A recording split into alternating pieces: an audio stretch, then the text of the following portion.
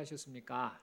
예, 말씀드렸던 것처럼 요즘 날씨가 좀 요상합니다. 낮은 좀 덥다가 또 저녁 되고 새벽에는 상당히 좀 쌀쌀하고 감기 걸리기 딱 좋은 날씨인데 또 거기다가 여전히 코로나라고 하는 그 이름이 사라지지 않는 그런 상황입니다만 여러분들 건강 더 유념하시고 늘 힘내셨으면 좋겠습니다.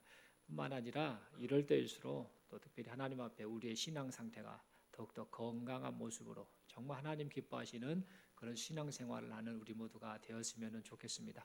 옆에 분 보고 인사하겠습니다. 건강관리 잘 하십시오. 이렇게 인사하겠습니다. 한 번 더 인사하겠습니다. 신앙 건강관리도 잘 하십시오. 이렇게 잘 인사하겠습니다. 이 시간 저는 다른 복음은 없습니다 라는 제목 가지고 하나님 말씀 받고 은혜 받기를 원합니다.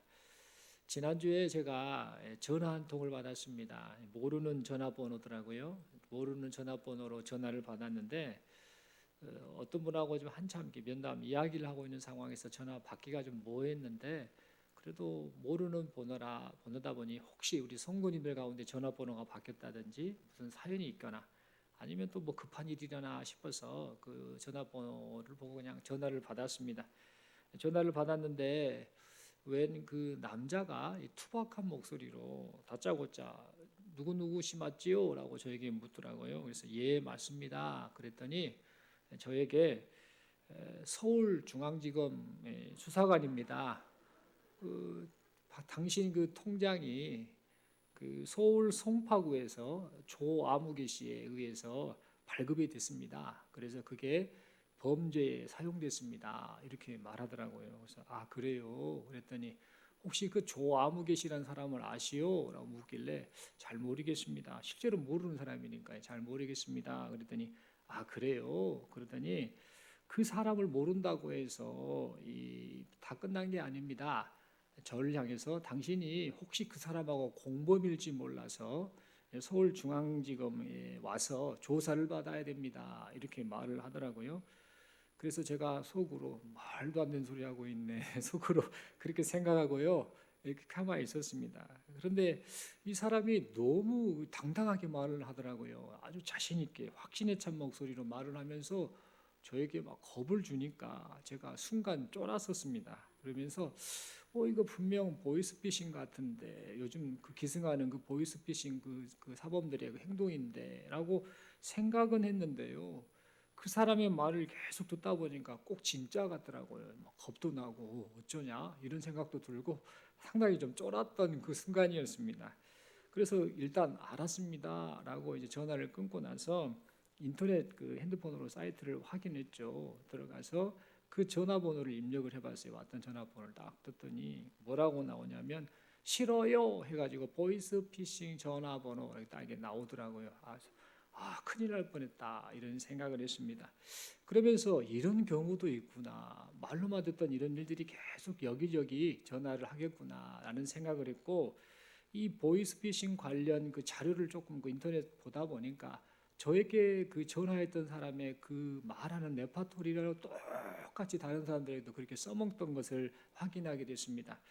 그러면서 이런 일을 겪으면서 가짜가 한순간에 진짜로 둔갑해서 마치 진짜인 것처럼 이렇게 행세를 하면은 다 속겠다, 그렇게 넘어가겠다라는 그런 생각을 하게 됐습니다. 여러분, 세상이 참 무섭습니다. 어떻게든 남에게 피해주고 자기만 살려고 하는 그런 짓들이 여기저기서 나오고 있는데요. 여러분들 특별히 다들 좀 조심하셨으면 좋겠습니다. 그런데 여러분, 이 인생을 살면서 조심해야 될 일들, 해야 될 일들이 많은데 그것도 중요합니다만 신앙생활 역시 신앙생활을 하면서 우리가 정말 이 신앙에 관련된 이 일에 있어서 더 각별히 조심해야 될 것 같습니다. 오늘 본문을 살펴보면은요, 이 가짜 복음이 진짜 복음으로 위장을 했습니다. 그래서 이 갈라디아 교회 성도들을 미혹하고 있음을 보게 됩니다. 이런 일이 발생했던 이유가 뭐냐? 유대주의 거짓 교사들이 지금 이미 바울이 복음을 전했던 갈라디아 지역 그 교회에 침투해 가지고 성도들을 교란시켰기 때문입니다. 유대주의 거짓 교사들은요, 이 갈라디아 교회 성도들을 향해서 당신네들이 구원을 받기 위해서는 율법을 지켜야 합니다. 할례를 행해야 됩니다라고 이런 거짓 주장을 펼쳤습니다. 그리고 자기네들의 말이 맞다라는 것을 증명하기 위해서 그 복음을 전했던 바울을 비판하게 되었습니다. 그들은 말하지요. 바울은 예수님의 제자가 아니다. 예수님을 만난 적도 없다. 그래서 사도의 권한도 없는 그런 사람이다. 그런 바울의 말을 들어서야 되겠느냐라고 그렇게 비판을 했습니다. 그 말을 듣자 이 갈라디아 교회 성도들이요, 그 말을 또 믿어버립니다. 그대로 따라버립니다. 그래서 바울이 전했던 복음을 다 버려버리고요, 전혀 다른 복음을 따르는 사람들이 생기고 말았습니다. 그러자 이 소식을 들은 바울이 지금 그 거짓 복음에, 다른 복음에 지금 중독된 갈라디아 교회를 이제 바르게 세워야겠다라는 그 안타까운 마음으로 갈라디아서 이 말씀, 이 편지를 보내게 되었던 겁니다. 그리고 이 갈라디아서 말씀의 이 앞부분을 보면 편지의 앞부분부터 바울이 자신의 그 사도권의 출처가 하나님이시다, 예수 그리스도이시다라고 말을 하면서 이 하나님으로부터 받은 이 사명, 이 사도의 그 권한을 가지고 여러분에게 전했던 그 복음이 바로 진리입니다, 사실입니다라는 사실을 드러내 보여줬습니다. 그러면서 복음을 따라 사는 이 갈라디아 교회 성도들이 삶 속에서 하나님의 은혜와 평강을 누리고 그 결과 하나님께 모든 영광을 올려드리는 삶을 살기를 그렇게 축복했습니다. 이렇게 축복 인사를 간단히 끝마쳤던 이 바울이요, 이제는 곧바로 갈라디아 교회를 향해서 하고 싶었던 이 본론의 말을 전하게 됩니다. 여러분, 이 신약 성경이 전체가 27권이죠. 27권 가운데 바울이 직접 기록한 성경은 13권으로 추정이 됩니다. 이 13권의 이 말씀, 이 편지를 썼던 바울인데, 바울이 쓴 이 13권의 이 편지들의 특징을 보면요, 독특한 특징이 있습니다. 그것은 뭐냐? 이 각 수신자들에게 편지를 보냈을 때 특징은 첫 번째로 은혜와 평강을 비는 안부 인사를 하고, 그리고 그 수신자들에 대해서 감사해요라고 하는 감사 인사를 하고, 그리고 나서 이제 그 편지를 받는 수신자들의 아픈 사연이 있다든지 무슨 문제나 약점이 있다든지 이런 것을 보완해주는 기도를 한 다음에, 그런 것을 기록한 다음에 본론적으로 바울이 그 수신자들에게 전하고 싶었던 말을 써내려가는 그런 형식으로 각각의 편지들이 구성이 되어 있습니다. 그러니까 바울이 하고 싶은 말을 이 편지를 통해서 천천히 그렇게 써내려갔던 것입니다. 그런데요, 이 갈라디아서, 우리가 지금 보고 있는 이 갈라디아서를 보면은요, 바울은 지금 다른 모습을 보여주고 있습니다. 앞부분에 1절부터 5절까지 간단하게 인사를 딱 끝내놓고 나서 오늘 본문부터는요, 바로 본문으로 들어갑니다. 그냥 이런저런 말을 하지 않고 바로 본문을 말하고 있는 것이죠. 왜 그랬을까? 그 이유는 바울이 이렇게 지금 바로 간단한 인사와 함께 본론을 말했던 이유는 지금 갈라디아 교회의 상황이 아주 심각했기 때문입니다. 급박하고 심각한 문제로 지금 힘들어하는 것을 알았기 때문에 이것을 느슨하게 반응한다든지 시간을 지체해야 한다든지 했다가는, 자칫 잘못했다가는 이 갈라디아 지역 교회 성도들이 거짓 가르침에 빠져서 거짓 복음을 따르는 불상사가 계속 일어나겠다라고 판단하고는 지금 간단한 인사와 함께 본격적으로 지금 이 복음에 대해서 바로 말하고 있음을 보게 된다는 겁니다. 그렇다면 여러분, 이 바울이 심각하게 여겼던 유대주의 거짓 교사들의 이 거짓 주장이 구체적으로 무엇이었을까요? 이 유대주의 거짓 교사들의 거짓 주장은요, 다음과 같습니다. 그들은 말을 합니다. 바울이 복음을 전했다라고 했지, 그 바울이 전한 복음이 있지 않냐? 사실은 그거 바울이 자기가 연구하거나 자기 것이 아니야. 그 복음은 12사도들에게 듣고 배웠던 복음이야. 그런데 마치 자기가 다 연구한 것처럼 아는 것처럼 그렇게 해서 그 배운 내용을 가지고 자기 개인적인 사견을 거기에다가 섞어 가지고 가르치고 있어. 문제는 사도들에게 배웠던 그대로 가르쳐야 되는데 자기 마음대로 그렇게 가르쳤던 거야. 그래야 되겠어 라고 하면서 바울을 비판했던 겁니다. 그리고 믿음과 은혜로 구원을 받는다라고 주장하는 바울 있지 않냐? 그 사람 역시 본래 유대인이잖아. 유대인이고 그 사람 어렸을 때 할례 받았던 사람이야. 그럼 이 바울이 당신네들 이 갈라디아 지역 교회 성도들한테 뭐라고 말했어? 할례를 받아야 한다라는 말은 빼버린 채 그저 믿음과 은혜로만 구원받으시다라고 말하는데, 그러면 자기도 할례를 안 받아야 되고 자기도 유대인이 아니어야 되지 않느냐라고 말을 하면서 지금 바울이 전하는 복음 자체가 말도 안 되는 잘못된 복음이다라고 그렇게 비판을 했습니다.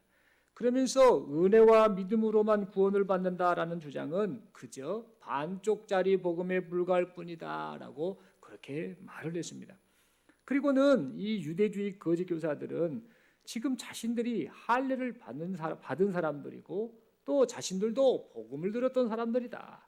그런 것처럼 우리처럼 갈라디아 교회 성도들 당신네들 역시 유대인들의 전통을 따라 반드시 할례를 받아야 합니다라고 그렇게 주장을 했던 겁니다. 여러분, 유대주의 이 거짓 교사들의 이 거짓 주장은 여기에서 끝나지 않았습니다. 그들은 갈라디아 교회 성도들이 아무리 복음을 듣고 믿었다 할지라도 율법을 지키지 않으면 구원을 받을 수 없다라고 그렇게 주장을 했습니다. 그렇다면 여러분, 이 거짓 유대주의 선생들의 말이 과연 옳은 말이었을까요? 구약 성경을 살펴보면은요, 유대인들의 이 조상이었던 아브라함, 이삭, 야곱, 모세, 다윗과 같은 이 사람들의 이 삶의 모습을 보면은요, 모두가 한결같이 율법을 제대로 지키지 못했던 불완전한 사람이었음을 보게 됩니다. 그뿐만 아니라 이 유대인들의 조상이었던 이 사람들의 후손인 바리새인이나 서기관들도요, 모두가 율법을 제대로 지키지 못한 불완전한 사람들이었습니다. 이 바리새인들과 서기관들은 입으로는 율법 준수를 말했지만 실제로는 그들의 삶 속에서 율법을 깨는 그런 짓을 많이 했었지요. 그래서 우리 예수님께 책망까지 많이 받았지 않습니까? 누가복음 11장 45절에 이렇게 기록합니다. 이르시되 화 있을진저 너희 율법 교사여 지기 어려운 짐을 사람에게 지우고 너희는 한 손가락도 이 짐에 대지 않는도다. 누가복음 11장 52절은 또 이렇게 말합니다. 화 있을진저 너희 율법 교사여 너희가 지식의 열쇠를 가져가서 너희도 들어가지 않고 또 들어가고자 하는 자도 막았느니라 하시니라. 이처럼 역사적으로 모든 유대인들이 한 사람도 예외 없이 모든 유대인들이 율법을 제대로 지키지 못했습니다.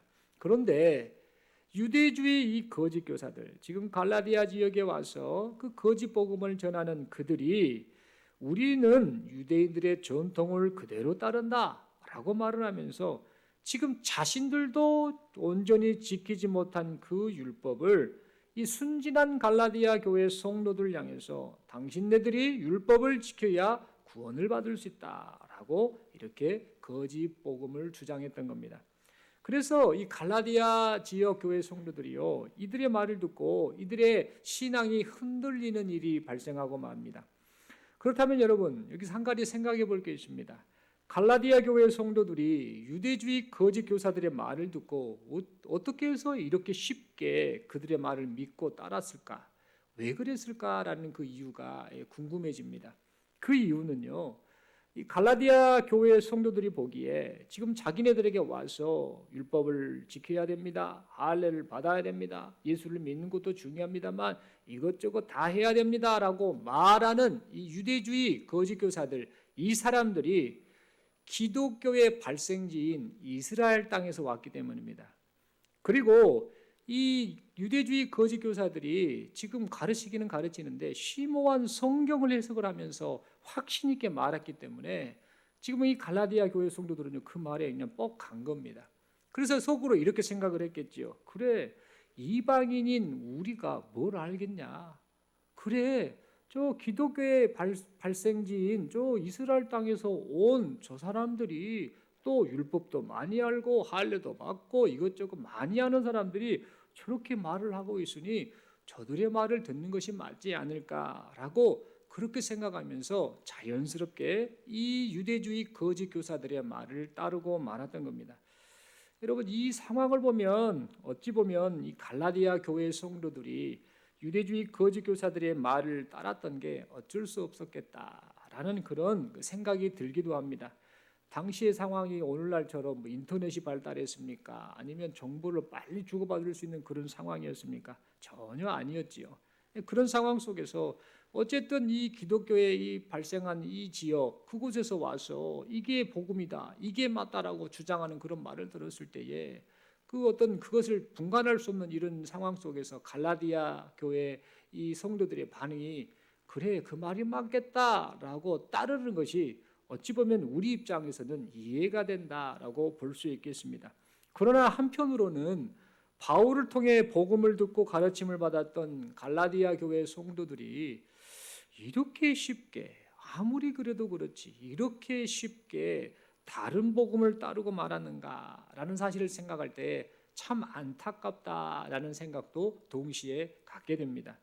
여러분 우리도 안타까운데 복음을 전하고 가르쳤던 당사자인 이 바울의 마음은 어떻겠습니까? 엄청난 충격을 받았겠지요. 그래서 이 바울은요 다른 복음, 즉 거짓 복음을 따르는 갈라디아 교회 성도들을 향해서요 찢어지는 심정, 마음이 찢어지는 그런 심정으로 그렇게 말을 합니다. 예수 그리스도께서 은혜로 여러분을 부르셨는데 어째서 이처럼 속히 떠나, 이처럼 복음에서 속히 떠나 다른 복음을 따르고 있습니까? 아무리 생각을 해도 여러분의 이런 행동은 너무나 이상합니다. 도저히 납득이 되지 않습니다. 라고 그렇게 말을 했습니다. 여러분 이 바울이 말한 이상하게 여기노라 라는 이 표현, 이 말은요 그냥 조금 놀랬어요, 참 이상해요 라는 정도의 표현이 아닙니다. 이 말은 이상하게 여기노라 라는 이 말은요 당신들이 어떻게 그럴 수가 있어요? 어떻게 그럴 수가 있어요? 라고 하는 책망과 꾸짖음을 담은 그런 표현입니다. 그리고 속히 떠나라는 표현을 썼는데 이 떠나다라는 이 말은요 이 헬라어 단어로 메타티데스데라는 단어를 쓰고 있는데 이 메타티데스데라는 단어의 뜻이 어쩔 때 사용되는 단어냐면요 군인이 군대가 있는 군인이 보초를 서고 군대 그 근무하는 그 지역에서 그곳을 자리를 잘 지켜야 되지 않습니까?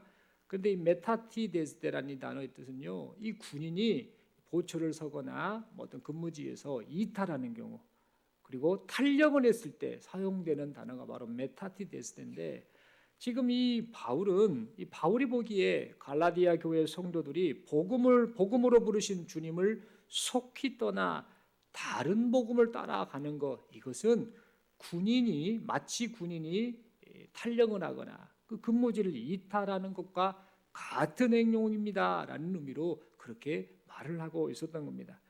결국은 이게 무엇을 의미하는가? 결코 있어서는 안 될 일이 지금 갈라디아 교회 성도들에게서 나타났다라는 말입니다. 그렇다면 여러분 이 바울이 다른 복음을 따르는 갈라디아 교회 성도들을 보고 이렇게까지 황당해하고 안타까워했던 마음 아파했던 이유가 도대체 뭘까요? 그 이유는요 이 바울을 향한 갈라디아 교회 성도들의 그 사랑 마음이요 다른 사람들과는 남달랐기 때문입니다. 갈라디아서 4장 15절의 말씀을 보면은요 갈라디아 이 교회 성도들은 바울을 위해서 자신들의 이 눈이라도 빼어줄 만큼 바울을 사랑했고 또 바울이 전한 복음을 사랑했음을 보게 됩니다. 여러분 이 바울이 학자들의 추측을 하는데 어쨌든 바울이 몸이 많이 안 좋았어요. 간질에 걸린 건 아니냐, 안질이 아니냐, 이런저런 추측을 합니다만 정확하게 어떤 질병인지는 확인이 안 돼요. 그런데 만약에 이 바울이 다메섹에서 주님을 만났을 때 강한 빛을 받고 눈에 비늘이 있었지 않습니까? 그랬을 때 아마 바울이 안질로 고생했겠다, 눈병으로 고생했지 않았을까라는 그 추측들을 하는데 그 추측이 맞다라고 한다면 지금 그 눈병이 상당히 안 좋고 눈이 안 좋은 이 바울을 갈라디아 교회 성도들이 보면서 늘 안타까워했겠죠. 우리 바울 선생님 눈이 안 좋네, 어쩔까, 저 안질 때문에 고생하네, 내 눈이라도 빼서 드려서 저 바울 선생님이 안 아팠으면 좋겠다라고 했을 정도로, 즉 갈라디아 지역 교회 성도들은요 바울을 그만큼 사랑했고 바울이 전한 복음을 듣고요 감동받고 은혜받고 그 복음을 따라 살기를 결단했었습니다. 그런데 어느 날 갑자기 이런 이 갈라디아 지역 교회 성도들이요, 복음을 속히 떠나버리고 다른 복음을 따라서 멸망의 길로 향하고 있으니 이 상황을 보고 있는 바울의 심정이 어땠겠습니까? 피가 막 솟구치고 거꾸로 흐르고 난리가 나는 그런 심정 아니었겠습니까? 자신을 그토록 소중히 여기고 복음을 그렇게 귀하게 받았던 이 갈라디아 교회 성도들이 하루아침에 거짓 복음, 다른 복음에 속아서 멸망의 길을 향하고 있으니 바울의 입장에서는 얼마나 큰 충격이었겠습니까? 그래서 이 바울은요, 단호한 말을 합니다. 다른 복음을 전하는 자를 향해서 저주를 받을지어다. 저주를 받을지어다라고 말을 2번씩이나 강하게 했음을 보게 됩니다. 바울이 이렇게까지 강한 어조로 말하는 것은 다른 복음을 전하는 것은 살인 행위와 마찬가지였기 때문입니다. 하나님께서 생명을 살리시기 위해서 예수님을 이 세상에 보내주시고 구원의 복음이 전파되게 하셨는데 그 복음을 왜곡하는 다른 복음, 즉 거짓 복음이 성도들을 미혹해서 멸망의 길로 끌고 가고 있으니 바울의 입에서 지금 좋은 말이 나왔겠습니까? 오늘날로 말하자면요, 이 성도들을 미혹해서 가정을 파탄에 이르게 하거나 또 교회를 교란하여서 어지럽게 하고 또 전국에는 이 성도들로 하여금 믿음을 저버리게 만드는 이 거짓 이단들의 악행을 볼 때 느끼는 우리의 감정과 같을 것입니다. 그래서 바울은 이 거짓 교사들을 향하여서 저주를 받을 것이다라고 그렇게 단호하게 말을 했던 겁니다. 그리고 자신을 부르시고 구원하여 주시고 사도로 부르신 분이 바로 하나님이시고 예수 그리스도이시기 때문에 비록 내가 이렇게 담대하게 이 진리를 말하고 복음을 선포하고 저주를 선포했을 때 다른 사람들이 비록 기분 나빠한다 할지라도 영혼을 살리시는 하나님께서 기뻐하시고 인정하신다라고 한다면 진리의 복음을 계속해서 담대히 선포하겠노라라고 그렇게 고백하였습니다. 사랑하는 성도 여러분, 이 시간 우리 모두는요, 오늘 우리에게 주시는 이 말씀을 통해서 우리의 신앙이 복음에 근거한 신앙인지 아니면 이런저런 잡다한 말과 논리, 전통, 사람들의 생각과 같은 것에 근거한 신앙인지를 살펴보아야겠습니다. 그리고 지금 우리 자신이 복음이 말하는 구원을 받은 자가 맞는지 그렇지 않는지 우리 자신을 돌아보아야겠습니다. 여러분, 복음이 무엇입니까? 복음, 교회에 오면 복음 이야기하는데 이 복음이 도대체 무엇인가? 사람의 노력으로는 죄와 사망에서 구원을 받을 수 없고 오직 예수 그리스도만을 믿고 의지하는 자에게 구원이 임했음을 알리는 복된 소식, 이것이 바로 복음이 아닙니까? 그래서 여기 모인 우리 모두가 이 복음을 듣고 예수 그리스도를 믿고 의지하여 구원을 받게 되지 않았습니까? 그런데 이상하게도요, 복음이 아닌 다른 복음, 성경에서 말하는 그 복음이 아닌 다른 복음, 즉 거짓 복음을 진리로 착각해서 그 거짓 복음을 따라 신앙생활을 하려는 사람들이 의외로 있다는 사실입니다. 분명 이론적으로는, 지식적으로는 예수님 믿어야 천국 가죠 라고 말은 하는데 자기 자신의 마음과 생각의 이 깊은 곳을 가만히 들여다보면 구원의 조건을 자신의 행위나 자신의 노력에 두고 있음을 보게 됩니다. 여러분, 왜 이런 모습이 나타날까요? 왜 분명 예수 믿어야 구원받지요, 예수만이 구원자이시오라고 말은 하고 그렇게 알고는 있는데 결정적인 순간에 구원의 조건을 나의 행위나 나의 노력에 두고 있는 그 이유가 도대체 무엇 때문일까요? 여러분, 그 이유는 우리 자신이 얼마나 비참한 존재, 우리 자신이 얼마나 연약한 존재, 우리 자신이 얼마나 악한 존재인지를 잘 모르고 있기 때문입니다. 자기 자신의 비참함과 자기 자신의 연약함과 자기 자신의 악함을 알면은요, 내 노력으로는 안 되는구나, 아무리 발버둥쳐도 안 되는구나, 내가 아무리 선행을 행하고 내가 많은 행위를 했다 할지라도 아니 되는구나라는 사실을 인정하게 됩니다. 자기 자신이 어떤 존재인가를 알 때에 이런 반응이 나타난다라는 겁니다. 그런데 자신이 비참하고 연약하고 악하다는 사실을 진정으로 깨닫지 못하다 보니까요, 어떤 반응이 나오느냐? 아니야, 내 힘으로 얼마든지 구원받을 수 있어. 내가 노력하면 돼. 나는 선해. 라는 그런 착각을 하면서 자신의 노력과 행위를 구원의 조건으로 삼고 있다는 겁니다. 그래서 이 자신의 노력과 행위가 어느 정도 이 만족한 상태에 딱 이른다라고 스스로 판단을 하면 그때는 어떤 반응이 나오는가? 구원에 대한 확신이 막 넘치는 것 같습니다. 그러다가 어느 순간 자신의 노력과 행위가 부끄러운 수준이면 이래서 되겠나? 라고 이렇게 부끄럽게 여기면 그때 어떤 반응이 나옵니까? 자신의 구원관이 흔들리고 맙니다.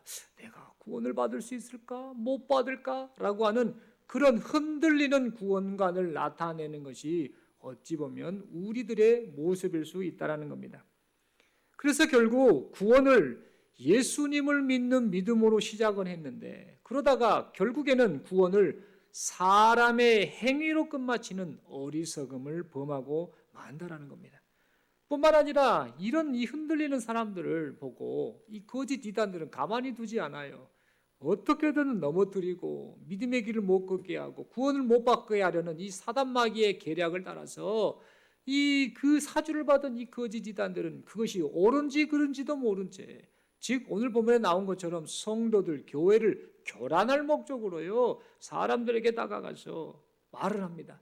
구원을 받는 비법을 알려줄게요 라고 그렇게 미혹하는 다른 복음, 즉 거짓 복음을 전해 결국에는 그 말을 듣고 넘어가서 인생을 망치는 그런 일들이 나타나고 만다라는 겁니다. 사랑하는 성도 여러분, 그러므로 우리는 구원에 관한 이 잘못된 고정관념을 어서 빨리 버려야 합니다. 내 행위와 노력으로 구원받으려는 그 어리석음을 버려야 합니다. 우리 자신이 얼마나 비참한 존재인가? 우리 자신이 얼마나 연약한 존재인가? 우리 자신이 얼마나 악한 존재인가를 바로 볼 줄 알아야 합니다. 여러분, 너무나 당연한 말이지만 한편으로는 충격적인 말씀을 하나 드릴까 합니다. 여러분, 놀라지 마시고 들어주십시오. 교회를 오래 다닌다고 구원을 받는 것이 아닙니다. 고민하고 들으셔야 됩니다. 교회를 오래 다녔다고 해서 구원받은 것이 절대 아닙니다. 착한 일을 많이 했다고 해서 구원을 받은 것도 아닙니다. 선행을 많이 했다고 우리의 죄의 문제가 해결되거나 사해지는 것이 결코 아닙니다. 교회에서 봉사활동을 많이 했다고 해서 구원받은 것이 아닙니다. 우리 아버지가 목사님이고 우리 아버지가 장로님이고 우리 어머니가 권사님이고 우리 친척 중에 목사님들이 많아요. 내가 목사님들하고 얼마나 친하게요? 라고 그렇게 생각하고 실제로 그런다고 해서 우리가 구원을 받은 것이 아닙니다. 성경 지식을 많이 쌓았다고 해서 헌금을 많이 냈다고 해서 구원을 받은 것이 결코 아닙니다. 여러분, 구원은 예수님께 나 자신, 내 자신을 의탁하는 자가 받는 것이 바로 구원입니다. 아멘이십니까? 다른 것이 없어요. 예수님께 내 자신을 아예 의탁하는 것, 맡겨버리는 그분께 내 자신을 의탁하는 자가 받는 것이 바로 구원이다라는 사실입니다. 마태복음 11장 28절의 말씀처럼 수고하고 무거운 짐진 자들아 다 내게로 오라. 내가 너희를 쉬게 하리라 라고 말씀하시는 그 예수님께 내 죄의 짐을 맡기고 아무 희망 없는 내 자신을 예수님께 의탁하는 자, 살아계신 예수님과 만나 교제하는 자, 즉 예수님과 진짜로 친한 자가 받는 것이 바로 구원이다라는 사실입니다. 여러분, 윌리엄 펜너는 다음과 같은 말을 남깁니다. 구원에 이르는 최초 단계는 자신이 죄인이라는 사실을 깨닫는 것이고, 구원을 소유하는 최초의 단계는 하나님의 은혜를 바라는 일입니다 라는 말을 남겼습니다. 여러분, 예수님께 나 자신을 의탁한다라는 것은요, 예수님과 인격적으로 만나고 교제할 때 나타나는 신앙 고백입니다. 의탁한다. 예수님께 내 자신을 의탁한다라는 것은 무슨 전제가 깔려 있습니까? 예수님과 나와의 관계가 형성된 것이죠. 그분과 나와의 만남이 있는 것이고 교제가 있을 때 그분을 향해 의탁할 수 있는 것이죠. 즉 의탁하는 대상이 있을 때 의탁이 가능한 거 아닙니까? 만남이 없는 것은요, 이것은 아무 의미가 없는 겁니다. 예수님과의 만남이 없는 것은요, 그것을 가지고 구원받았다라고 감히 말할 수 없다라는 사실입니다. 이처럼 예수님께 나 자신을 의탁하는 것, 즉 이것은 예수님과 인격적으로 만나고 교제할 때 나타나는 신앙 고백인데, 이렇게 예수님께 자신을 의탁할 때에 비로소 구원이 주어지는 것이다 라는 사실입니다. 사랑하는 성도 여러분, 그러므로 우리는요, 우리에게 구원을 알려주시는 이 복음에 대해서 귀를 기울여야 합니다. 이 세상 사람들 가운데 천국 안 가고 싶은 사람이 어디 있겠습니까? 이 세상 사람들 가운데 영원히 살고 싶은 사람이 다 있는데 안 살고 싶은 사람이 어디 있겠습니까? 이 세상 사람 가운데 구원 안 받고 싶은 사람이 어디 있겠습니까? 다 구원받고 싶고 다 천국 가고 싶고 다 영생을 누리고 싶은 것 아닙니까?